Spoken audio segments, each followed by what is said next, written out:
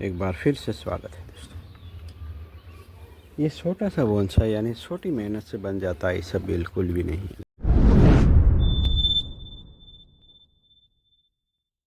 दोस्तों।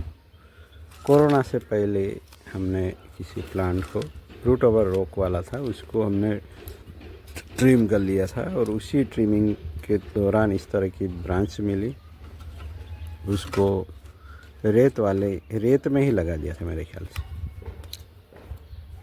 और वो वही प्रोपोगेट हो गई और ये है उसका रिज़ल्ट। आज ये जो ग्रोथ होता है ना, ऐसा इसको हमेशा हटाते रहे दोस्तों। तो जैसे स्प्रिंग आ गया है दोस्तों, तो अब ये सब ग्रोथ दिखने लगेगा, तो इसे ग्रोथ को हटा देना है दोस्तों। और जैसे वायर बाइट्स दिखे तो उसको भी हटा दे जिसमें वायर बाइट है, क्योंकि ये छोटा प्लांट है दोस्तों, और इसमें अगर ज़्यादा वायर बाइट्स आ गए तो फिर उसको रिमूव करना थोड़ा मुश्किल हो जाता है, क्योंकि ग्रोथ भी लिमिटेड होता है। तो हो सकता है हमने पहले वायरिंग किया था, उस वायरिंग को अब निकालना पड़ सकता है, क्योंकि ग्रोथ होगा। पुराने पत्ते निकाल सकते हैं ऐसे में, जिससे अगर ज़्यादा बूसी प्लांट है तो उसमें एरिएशन बढ़ेगा। और इस तरह जो बेझिझक होकर नए शूट्स को पिंच कर दीजिएगा, जिससे ब्रांचों की संख्या डबल हो जाएगी। इस तरह की छोटी छोटी मगर काम की बातें अगर आप जहन में रखते हैं तो फिर प्लांट पे वर्क करना इजी हो जाता है दोस्तों। प्रैक्टिकल बहुत ज़रूरी है। डाइबैक हुआ पड़ा है, उसको निकाल देते हैं। अगर वीडियो देखते रहेंगे, ऐसे ही देखते रहेंगे, कुछ नहीं सीख पाएंगे दोस्तों। कुछ इम्प्लीमेंट ज़रूरी है, प्रैक्टिकल भी होना चाहिए। प्रैक्टिकल करेंगे तो फिर आपको अपनी गलती का एहसास होगा, आप क्या गलत कर रहे थे अब तक, और आप कहाँ तक पहुँचे इस आर्ट में, वो तो पता ही नहीं चलेगा अगर आप ऐसे ही देखते रहे तो इस बार हमने एक नई डिस्कवरी ये की कि वायर मार्क आने से पहले ही वायर को हटा देना है, जिससे आने वाले वक्त में ज़्यादा वायर मार्क ना बने और इसकी वजह से प्लांट में ज़्यादा नुकसान ना हो। और छोटे प्लांट है तो वो करना ही करना है, तो उस वायर को भी मैं हटा दूंगा। तो एक बार फ्रेम वर्क बन जाता है ना,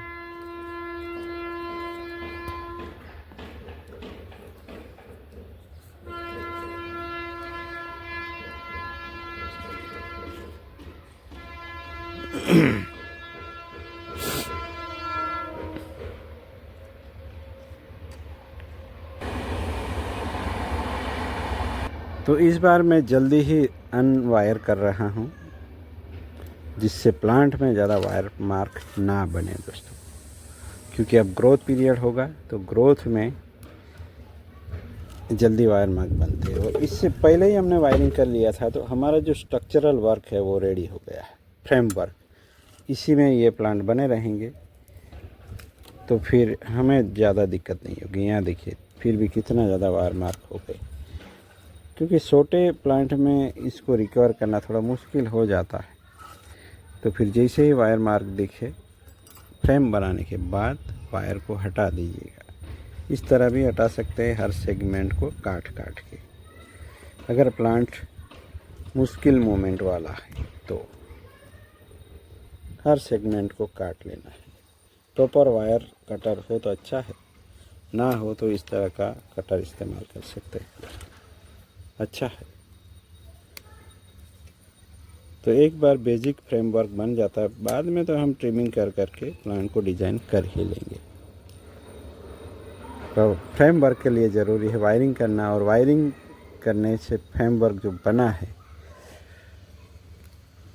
उसका फ़ायदा उठाना है। और उसके बाद थोड़ा प्लांट स्टेबल होने के बाद निकाल देते हैं, तो मूवमेंट बनी रहती है। जो हमने प्लांट के जो ब्रांचेस स्प्रेड की थी वो वहीं की वहीं बनी रहेगी, थोड़ा बहुत इधर उधर होगी, मगर यहाँ भी देख सकते हैं आप, इतना ज़्यादा फर्क नहीं पड़ा है।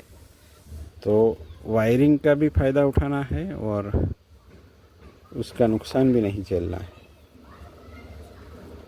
ये इस बार कंक्लूज़न निकल के आया है पिछले सीजन में। तो हर ईयर दोस्तों कुछ ना कुछ हम डिस्कवर कर रहे हैं। पिछली बार हमने बैलेंसिंग सीखा, बैलेंसिंग के बाद भी प्रॉब्लम आई तो उसको भी हमने और ज़्यादा सीखा, कुछ नई चीज़ें डिस्कवर की इस बार। तो इस तरीके से चलता रहता है दोस्तों। आपका भले ही कितने सालों का एक्सपीरियंस हो, कुछ न कुछ नया निकल के आता है, आपसे भी आएगा। बने रहे, काम करते रहे रेगुलर। मिलते हैं दोस्तों, थैंक यू फॉर वॉचिंग। ये और छोटा करेंगे हम, ऐसा नहीं है कि इसको ऐसे ही रहने देंगे, जो भी ठीक लगे वो करते रहेंगे। मिलते हैं, थैंक यू फॉर वॉचिंग।